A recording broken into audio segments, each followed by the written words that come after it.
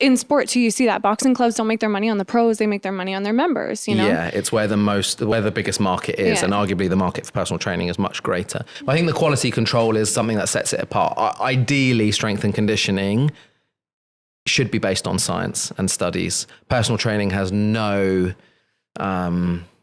kind of dependency on that. There's no command that personal training should be based on science. It can be based on whatever you want. Yeah. And really it's based on results, isn't it? If your client's happy or not. And even that is, how do you define results, right? Exactly. It can be a sweaty t-shirt to some people. You can move the goalposts a lot. Yeah. So I think S&C now, unfortunately, it's been used as a marketing term, like you said, for personal trainers to get more clout.